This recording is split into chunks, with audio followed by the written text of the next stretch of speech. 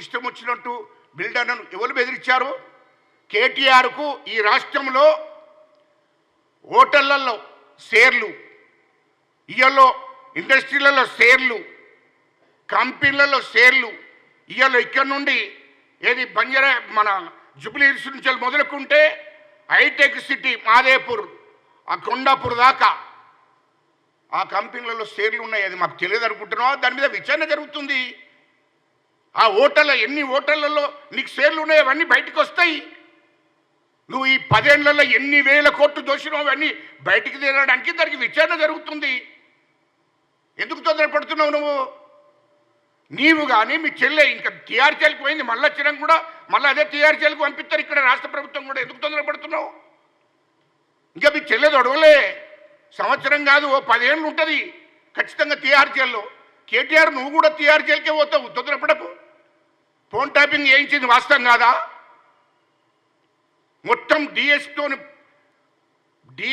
సహా మొత్తం డిపార్ట్మెంట్లో నీ కేసీఆర్ సామాజిక వర్గానికి సంబంధించిన అందరినీ పెట్టుకొని రాష్ట్రంలో ఉన్నటువంటి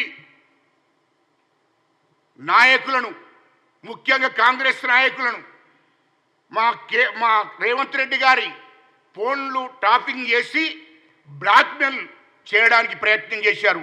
మీరు బిల్డర్లను, కాంట్రాక్టర్లను, వ్యాపారులను, మార్వడిసును అందరి ఫోన్లు ట్రాపింగ్ చేసి మీరు మొత్తం బెదిరించి బ్లాక్మెయిల్ చేసి 1000 కోట్లు వసూలు చేశారు.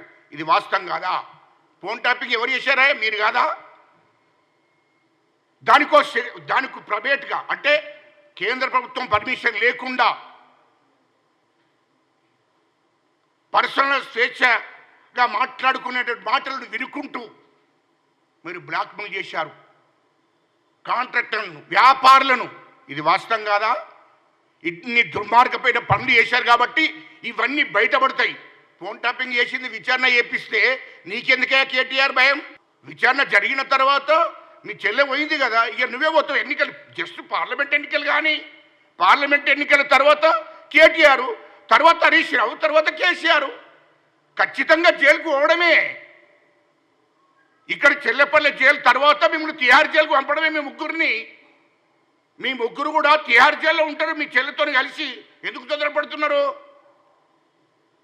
3 లక్షల కోట్ల రూపాయలు దోసుకున్న డబ్బంతా బయటికి తీసేదాకా రాష్ట్ర ప్రభుత్వం ఊకుండదు.